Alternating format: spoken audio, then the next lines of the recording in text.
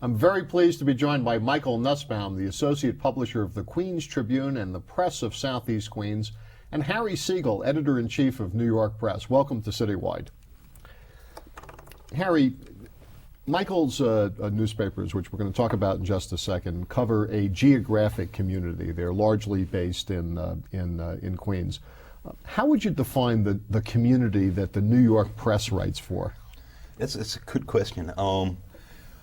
It's a lot of it are the people who are going to pick up free newspapers and want something for their commute. Most of our circulation is in Manhattan and Brooklyn.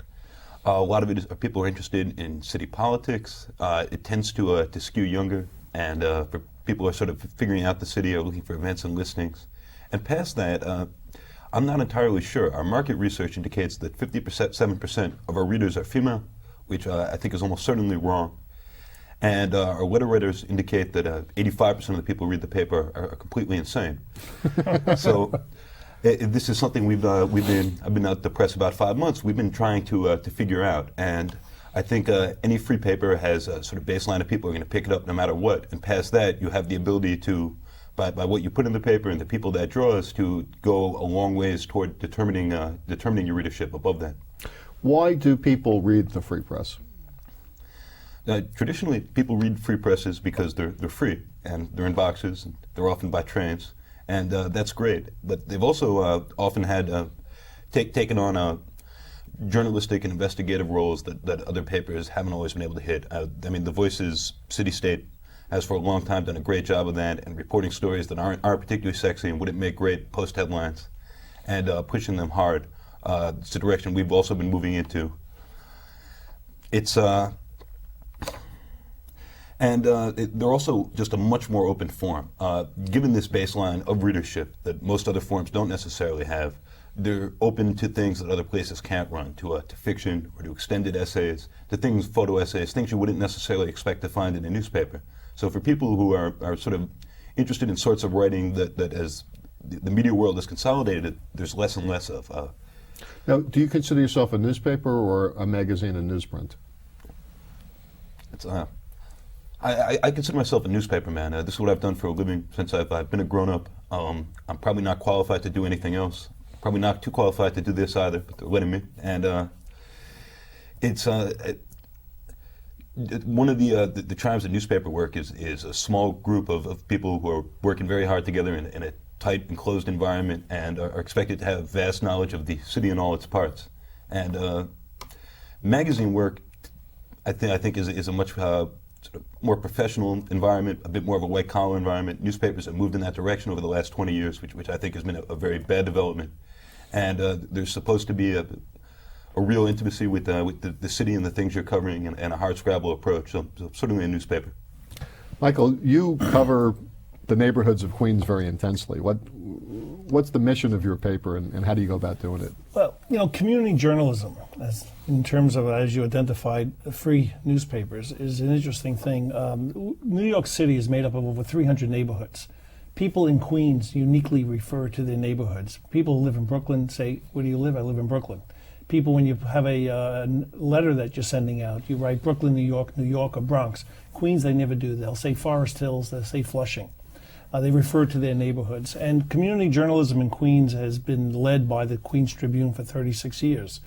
And we believe in covering the neighborhoods, which many of the dailies do not. You cannot cover the local news as well as a community newspaper because you're responsive to that neighborhood. And the history of the Tribune is that we cover 171,000 circulation base, and we dominate in Queens, and we felt that we wanted to dominate in one community.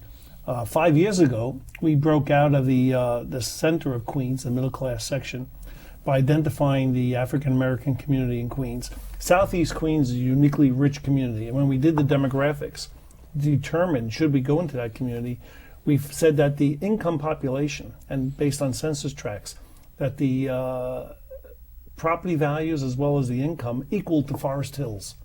So you had a strong middle income community there that was basically ignored by the daily newspapers. So we created the press that reaches that community on a weekly basis, and we separated from the Tribune as a separate entity with a separate reporting staff. And we cover that news as it should be covered, on the good, bad, and the ugly. Do you have different editions for the different neighborhoods in Queens, putting aside Southeast? Well, what we do in the Queens Tribune, we have 9 editions. And what we do is within the paper, you have stories there that will cover the entire borough. Then we have subsections within there that cover the neighborhoods, and we call them flip pages. And what we'll do is we'll focus on something in Bayside, something in Forest Hills. And the whole idea of community journalism is to give someone in that neighborhood a flavor of what's going on directly in their neighborhood or next door. It also gives, because we're based on advertising revenue only, it gives that local merchant an opportunity to identify with his community. So a mom and pop store that does not have a media agency that represents them can feel that they can reach into that community and advertise directly within that community. So why do your readers read their local edition? Well, they're going to find out what they don't find out in the daily papers, what's going on in the neighborhood. We don't cover citywide news per se. We cover the news of the borough as it reflects and integrates into city politics or city lifestyle or just the general welfare of New York City. But we want to know what's happening in the neighborhoods, what's going on in Flushing and economic development, what's going on in Bayside, what's going on in Southeast Queens or Astoria, Long Island City. And people relate to their neighborhoods in New York City, but in Queens they relate to their neighborhoods within a block-by-block basis. Yes, both of you. I think if you pick up pretty much any newspaper, but certainly your newspapers, there's a certain tension between cynicism, or at least skepticism, about government and about institutions, and boosterism within the communities that you serve. So it may be talking about the great things that are happening in Queens, and at the same time criticizing Queens politicians. For you, it may be your Brooklyn edition, talking about all of the new neighborhoods, which are where your reader growth is going to come from, but at the same time expressing cynicism about forces of gentrification and yuppification of those same neighborhoods.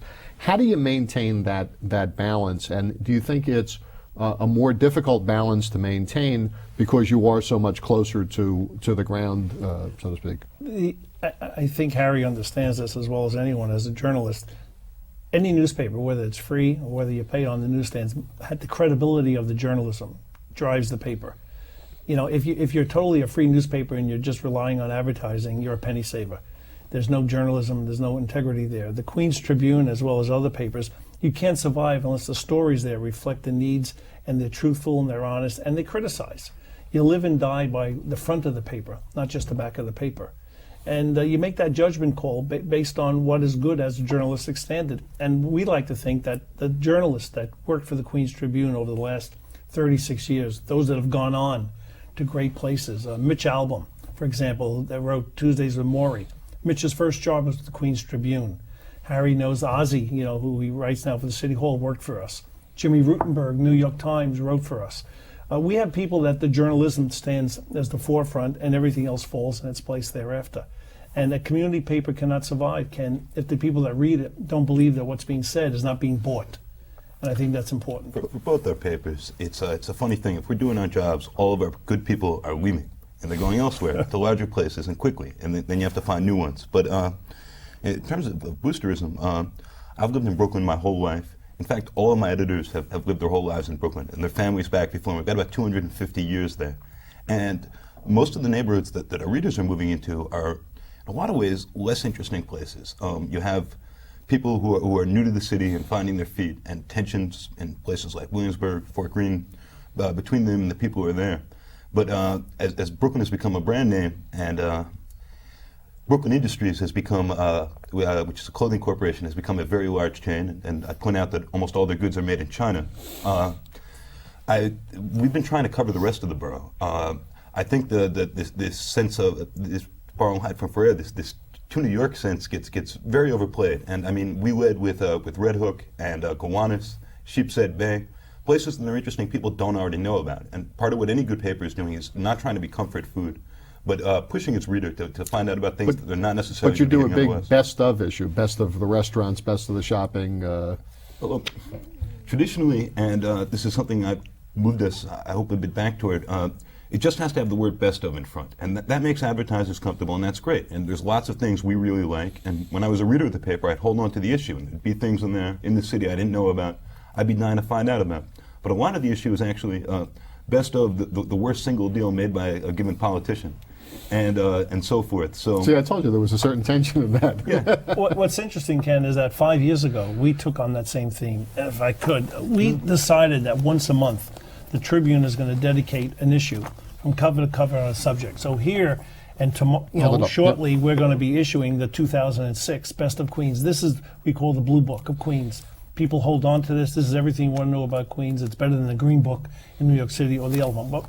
But what we did, though, we also recognized the nature of Queens has changed. So we do twice a year an issue just on immigrants. We started out with an immigrant's guide, and here we talk about immigrants' lives, because the nature of Queens, with the diversity in Queens of the ethnic population, throughout the borough, decided that we have to focus on that area. Even though they may speak a different language, the front to the back of the paper in this particular issue deals with issues that immigrants face, whether it be housing, education, and just politics in general. Yeah, I want to ask you about that, because it seems to be 40% of the city is now foreign-born. In addition to the internet, and we'll talk about that in the second half of the show, in addition, you've got the competition from the ethnic press, and you've also got a whole lot of folks who may care more about the politics of the country where they came from than the politics of their locale. Does that mean that the audience for the kinds of newspapers that you both publish, to some extent, is considerably smaller than that universe would have been? Are you trying to reach deeper into a smaller group of people? People in general have more than one read. You'll have a first and second read. I think the ethnic people, whether it would be the Hispanic community in Queens County or the Greek community, Astoria, they'll read the ethnic papers first to see what's going on back at home, because they identify, or the older population because of language. But the second read will be an American newspaper. In many cases, they're intimidated by, certainly, let's say the New York Times or one of the dailies, so they'll go to a community paper and they feel more comfortable because that paper is in their community. We're going to pick up this conversation when CityWide continues right after this. Mrs. Johnson, good to see you again. This is Mike. You can trust him. He looks just like you. I'll be sucking up to you in order to make you sign the loan. So, here are your low monthly payments and interest rate as we promised. Here's where they triple. The rest of this is really just here so that we get your house when you can't pay us back. Such a lovely house. Predatory lenders are never this easy to spot. Call us and protect yourself with the facts. Welcome back to CityWide. We're speaking with Michael Nussbaum, the associate publisher of the Queens Tribune, and Harry Siegel, editor-in-chief of New York Press. Michael, just before the break, we were talking about the second read and for immigrant communities or anybody else. And who is the competition for your newspapers? Who's the second read for people who were reading the Queens Tribune?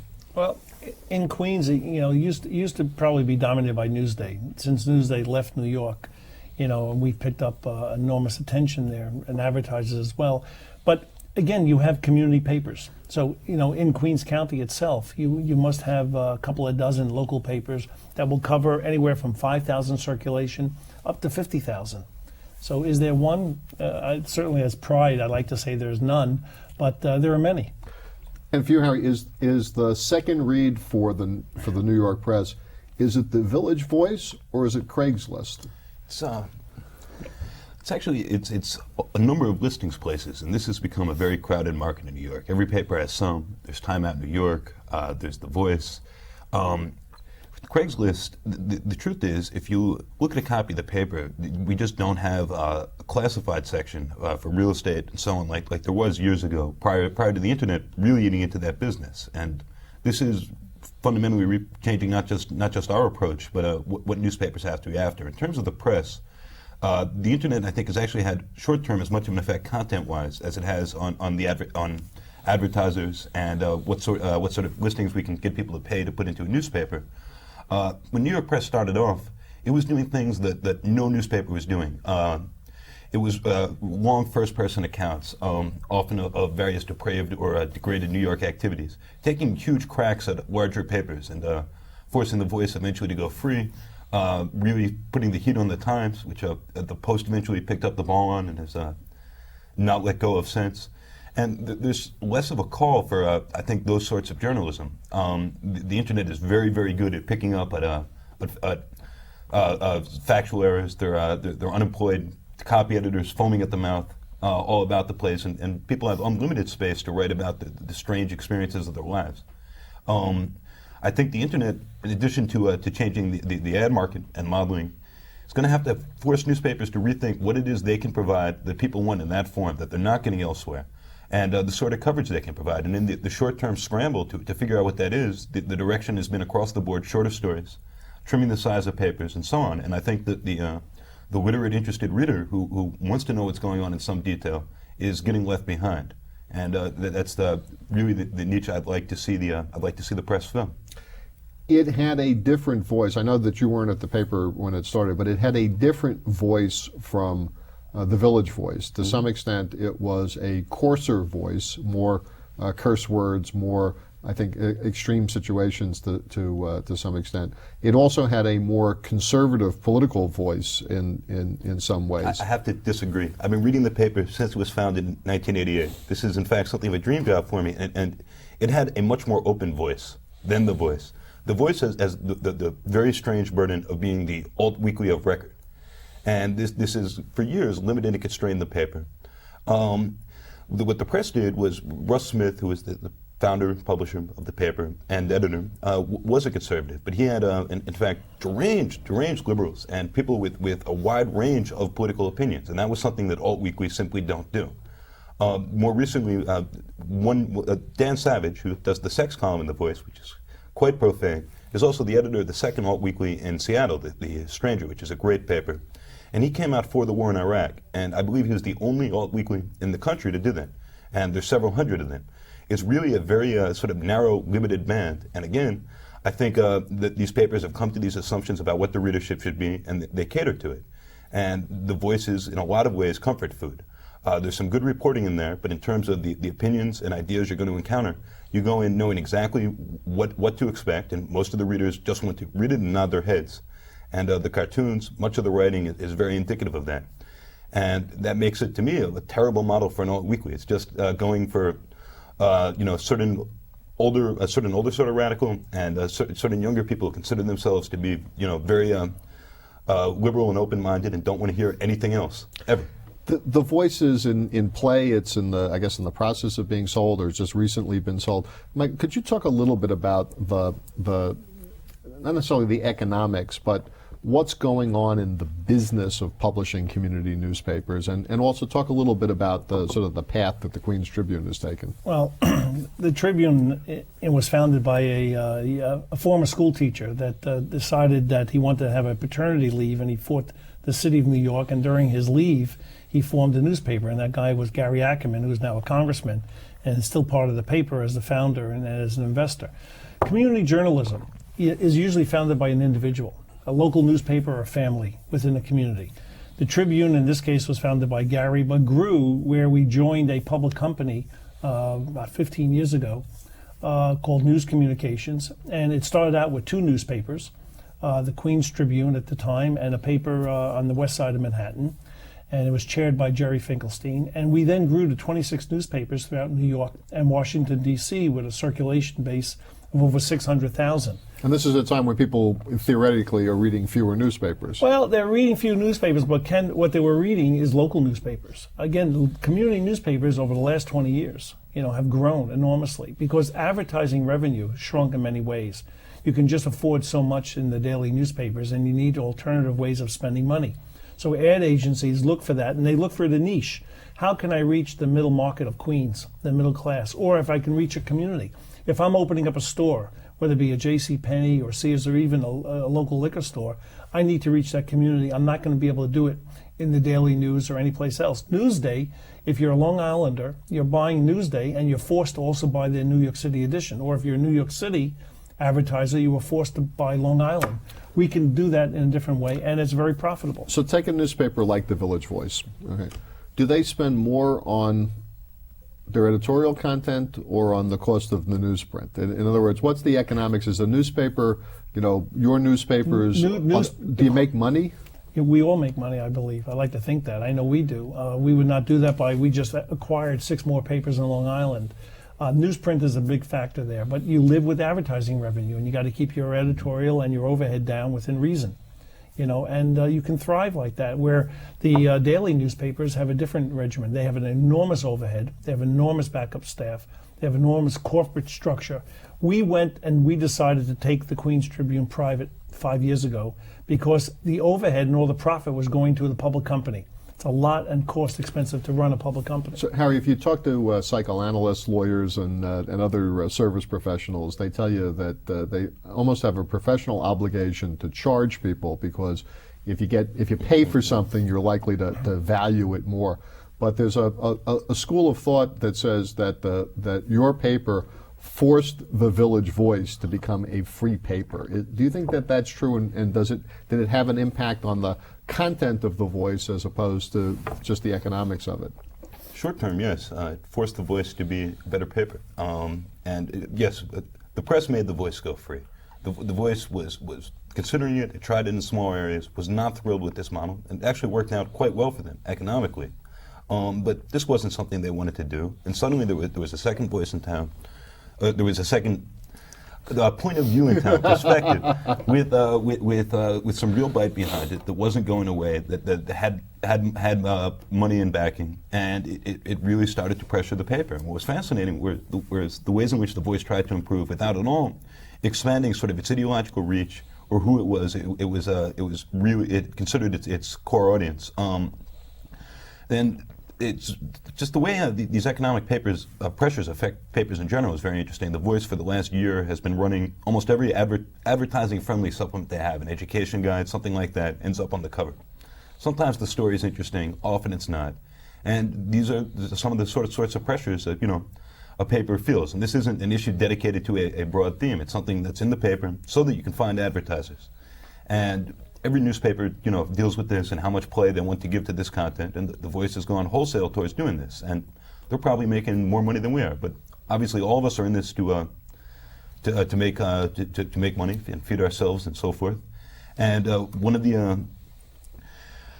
the nice things about the press is, or one of the strange things about being a free paper is, it's not quite clear what circulation means. Our circulation goes up when college students are moving and people are painting apartments. And I'm not sure it's because everyone wants to read the paper when they're taking breaks. Well, let's hope people keep reading community newspapers. They say sunlight's the best disinfectant and can be fun, and find out where to get that local contractor as well. My thanks to Harry Siegel, Editor-in-Chief of New York Press, and Michael Nussbaum, the Associate Publisher of the Queens Tribune and the Press of Southeast Queens. I'm Ken Fisher. Thank you for joining us.